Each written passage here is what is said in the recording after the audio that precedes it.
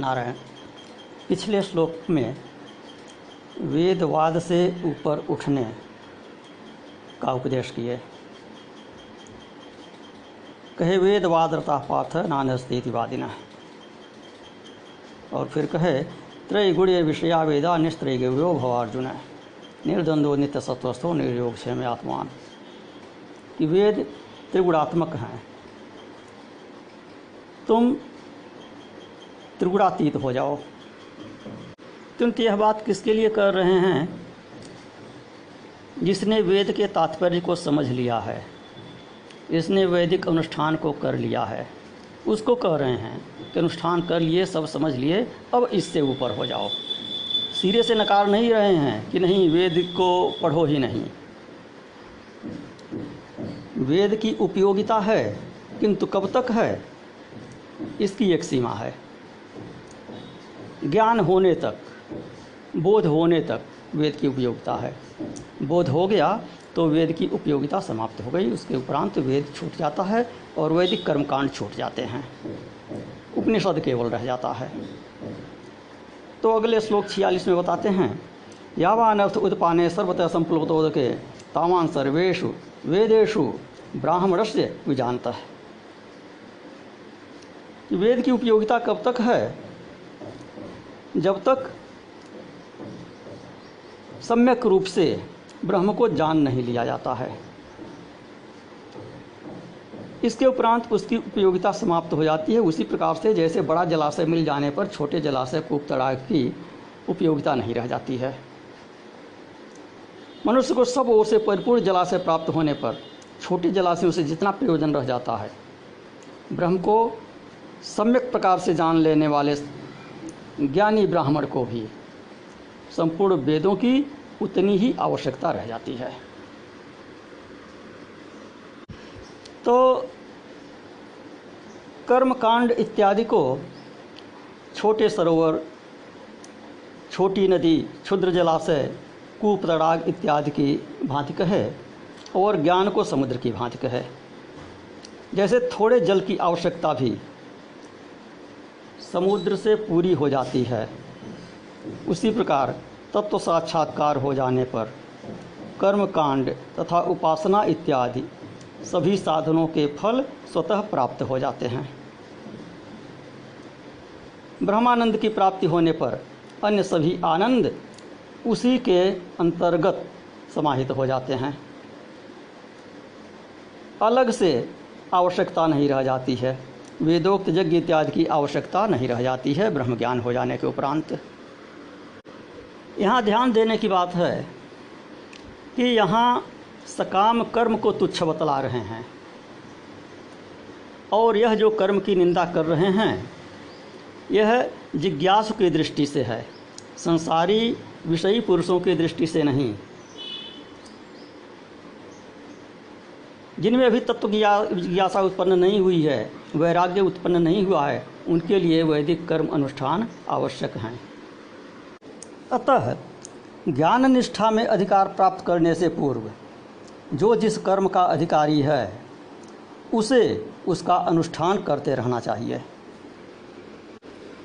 अगला अति प्रसिद्ध श्लोक है कर्मण्येवाधिकारस्ते मा फलेषु कदाचन मा कर्मफल हेतुर्भूर्मा ते संगोस्तु कर्मणि। तो इसमें उस निष्काम कर्म को करने की विधि बतलाते हैं कि निष्काम कर्म का संपादन कैसे करो, किस भावना से करो। तो कहते हैं कि तुम्हारा कर्म करने मात्र में ही अधिकार है, कर्म फल में कभी तुम्हारा अधिकार नहीं है।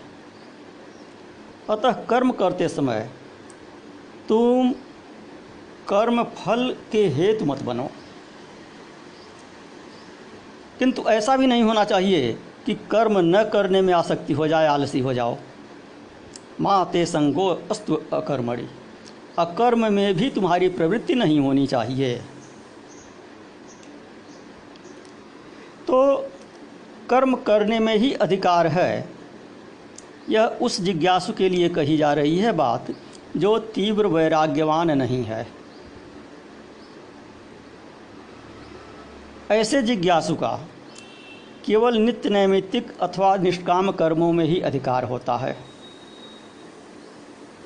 सकाम कर्म से निवृत्त हो गया किंतु नित्य नैमित्तिक और निष्काम कर्म करता रहेगा, बीच वाली स्थिति उसकी हो गई। अभी ज्ञान निष्ठा रूप संन्यास में उसका अधिकार नहीं हुआ है और सकाम से ऊपर उठ गया है। ऐसे व्यक्ति के लिए यह बात कही जा रही है कि कर्मण्येवाधिकारस्ते मा फलेषु कदाचन, मा कर्मफल हेतुर्भू मा ते संगो अस्तु अकर्मणि। तो जो तीव्र जिज्ञासु है उसे तो संन्यास ग्रहण करने के उपरांत महावाक्य वेदांत श्रवण का अधिकार होता है और वह अधिकार केवल ब्राह्मण को होता है। अतः तुम केवल कर्मों को करते रहो, उसके फल की इच्छा का त्याग कर दो। फिर प्रश्न होता है फल की इच्छा न रहने पर तो कर्म हो ही नहीं सकता, उससे क्या लाभ है। और कोई भी व्यक्ति बिना किसी प्रयोजन के किसी कर्म में प्रवृत्त नहीं होता है, यहाँ तक कि मूर्ख भी बिना प्रयोजन के किसी कर्म में प्रवृत्त नहीं होता है। तो फिर कौन से कर्म की बात, कौन से फल की बात की जा रही है। तो कहते हैं इच्छा ही जन्म का कारण है, इसलिए मुमुक्षु को कर्मफल की इच्छा नहीं करनी चाहिए, किंतु कर्म का ही त्याग कर देगा तो अकर्मण्य हो जाएगा, तो अधःपतन होगा उसका। पुनश्च निष्काम कर्म सत्वगुण वालों का, सकाम कर्म रजोगुण वालों का और अकर्मण्यता तमोगुण वालों का लक्षण है। तो फल की इच्छा न होने के कारण यदि अकर्मण्य हो गया तो तमोगुणी हो गया और अधःपतन हो गया। तो इससे अच्छा है कि रजोगुणी होकर कर्म करो, और रजोगुणी होकर कर्म करोगे, सकाम कर्म करोगे तो धीरे धीरे फल का त्याग करने की प्रवृत्ति बनते हुए निष्काम कर्म करोगे, फिर सत्वगुण में स्थित हो जाओगे। उसके उपरांत उस निष्काम कर्म को भी छोड़कर ज्ञान निष्ठा में स्थिति हो जाएगी, किंतु वह ज्ञान निष्ठा केवल सन्यासी के लिए है। और तुम सन्यासी नहीं हो, तुम ब्राह्मण नहीं हो, इसलिए तुम कर्म करते रहो, निष्काम कर्म करते रहो। तो इससे श्लोक 46 में आए हुए ब्राह्मणस्य शब्द का भी समाधान हो जाता है। तो वहाँ जो ब्राह्मणस्य शब्द आया हुआ है, तावान सर्वेषु वेदेषु ब्राह्मणस्य विजानतः, तो वह ब्राह्मण शब्द ब्राह्मण सन्यासी के लिए आया हुआ है। कोई कोई उसका अर्थ ब्रह्मनिष्ठ से लगाए हैं कि प्रत्येक वर्ण के लिए है। अर्जुन तो क्षत्रिय है, तो उससे ब्राह्मण और सन्यासी के काम की बात बताने की क्या आवश्यकता थी। तो यहाँ पर ये तात्पर्य नहीं है। उपदेश तो अर्जुन को संपूर्ण शास्त्र का दे रहे हैं भगवान श्री कृष्ण। ब्राह्मण कर्म, क्षत्रिय कर्म, शूद्र कर्म, वैश्य कर्म सभी बताए हुए हैं। तो इससे पहले वाला जो श्लोक था 45वां श्लोक, जिसमें कहे निस्त्रैगुण्यो भव अर्जुन, यहाँ सीधे सीधे अर्जुन को संबोधित कर रहे हैं कि निस्त्रैगुण्य हो जाओ। और उसके बाद उसी श्लोक में अभी कह रहे हैं निर्द्वंद्वो नित्य सत्वस्थो निर्योग क्षेम आत्मान, कि सत्वगुण में स्थित रहो। तो निस्त्रैगुण्य होते हुए भी सत्वगुण में स्थित रहो। यही बात तो भगवान विष्णु पर लागू होती है। तो जब निस्त्रैगुण्य हो गया तो फिर एक गुण में स्थित कैसे रहेगा, ये प्रश्न आया। इसका पिछले एपिसोड में समाधान हम कर चुके हैं। तो भगवान विष्णु सत्वगुण निस्त्रैगुण्य हैं, त्रिगुणातीत हैं, फिर भी सत्वगुण का आश्रय लेकर वो जगत का पालन करते हैं। तो उसी प्रकार अर्जुन चूँकि क्षत्रिय है, राजा का सहयोगी है, प्रमुख सहयोगी है राजा का, तो इसलिए उसको निस्त्रय गुण होते हुए भी सत्व गुण का आश्रय लेकर कर्म करने की, प्रजा पालन करने की बात भगवान श्री कृष्ण कह रहे हैं। तो 46वें श्लोक में जो बात आई, ब्राह्मणस्य विजानतः है कि ज्ञानी ब्राह्मण को वेदों से उतना ही तात्पर्य रह जाता है जितना बड़े जलाशय को प्राप्त कर लेने पर छोटे जलाशयों से किसी व्यक्ति का रहता है।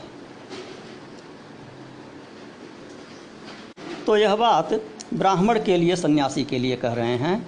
शांकर भाष्य में यह स्पष्ट निर्वचन इसका किया हुआ है।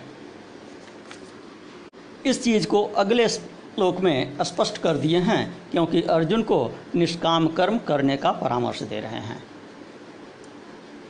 कर्मण्येवाधिकारस्ते मा फलेषु कदाचन कह कर दे। अब जिस कर्म को अर्जुन को बता रहे हैं, उस कर्म में ब्राह्मण का और सन्यासी का अधिकार नहीं है। कर्मणि एव अधिकारस्ते कहे, कर्म में ही तुम्हारा अधिकार है। तो एवकार लगाकर उस पर बल दे रहे हैं, जोर दे रहे हैं। कर्म में ही शब्द लगाकर यह जोर दे रहे हैं कि तुम्हारा कर्म में ही अधिकार है। इसका यह भी तात्पर्य है कि तुम्हारा संन्यास रूप ज्ञान निष्ठा में अधिकार नहीं है, जिसकी बात पिछले श्लोक में की गई ब्राह्मण से विजानतः शब्द के द्वारा। साथ ही कर्माधिकार प्राप्त हो जाने पर भी कर्म करते समय फल में तुम्हारा अधिकार नहीं है।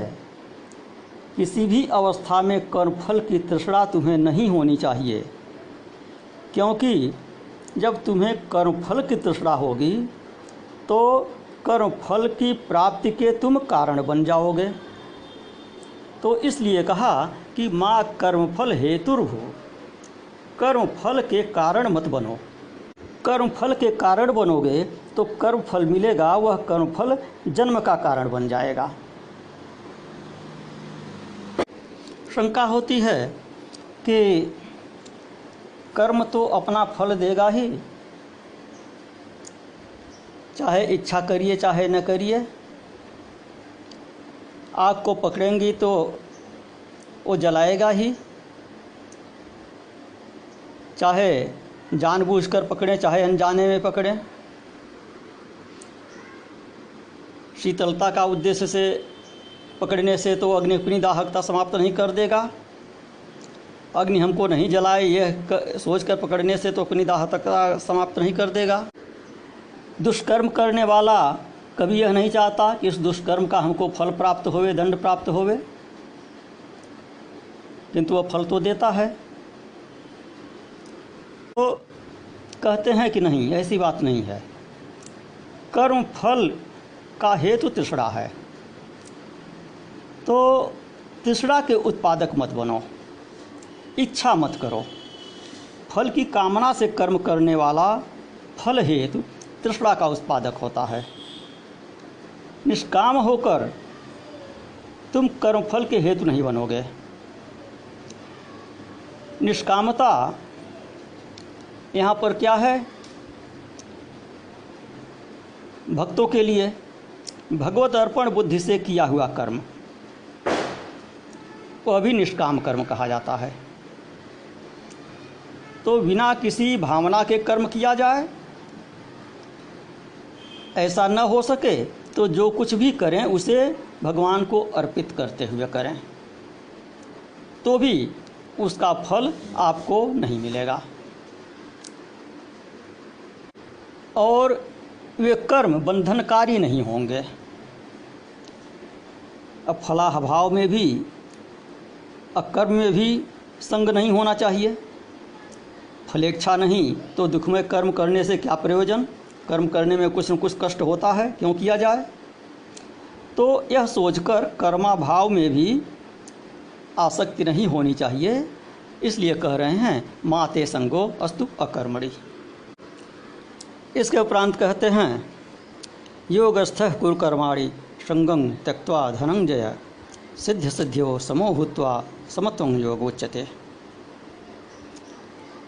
हे धनंजय, आसक्ति को त्याग कर तथा सिद्धि असिद्धि में समान रहकर योग में स्थित हुआ कर्म करो। इस समत्व को ही योग कहते हैं। सिद्ध सिद्धि में सम रहना क्या है? समत्व योग क्या है? योगस्थ किसे कहते हैं? तो इष्ट अनिष्ट फल होने पर जो हर्ष शोक इत्यादि होता है, अच्छी बात पर जो हर्ष होता है, क्लेशदायी बात पर जो शोक होता है, उस संकल्प का न होना, खेद का न होना, क्लेश का न होना, मन में यह बात न आना कि हम बहुत दिन से पुण्य कर्म कर रहे हैं, बहुत दिन से भजन कर रहे हैं, उसका फल नहीं मिला, अभी भगवान भी नहीं मिले।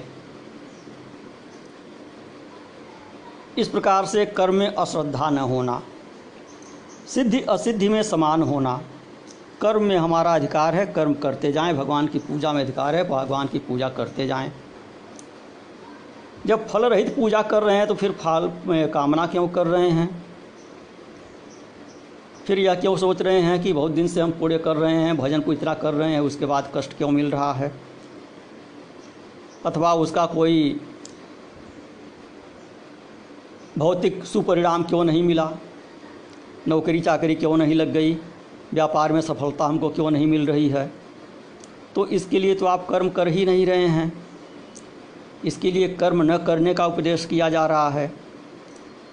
व्यापार में सफलता, असफलता, जीविका इत्यादि, सुख दुख इत्यादि ये जो मिलेंगे वो आपको प्रारब्धवश मिलेंगे, वो मिलेंगे ही मिलेंगे, प्रारब्ध भोगने से ही कटता है। तो बहुत से लोग बहुत जल्दी उच्चाटित हो जाते हैं। भगवान की पूजा तो हम कर रहे हैं, गुरु जी ने ऐसा बताया उसको हम कर रहे हैं, लेकिन कोई फल नहीं मिला। तो यदि फल के लिए कोई गुरु आपको बता रहा है तो सद्गुरु है ही नहीं, और फल के लिए आप कर रहे हैं तो फिर आप तमोगुणी उपासक हैं या राजसी उपासक हैं, सात्विक उपासक नहीं हैं, अच्छे उपासक नहीं हैं।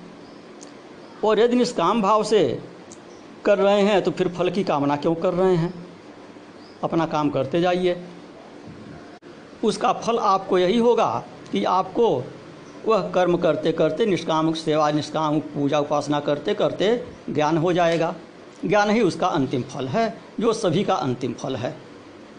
तो उस अंतिम फल को लक्ष्य में रखिए कि ज्ञान आपको हो जाएगा, और ज्ञान हो जाएगा तो सभी क्लेशों से मुक्ति मिल जाएगी।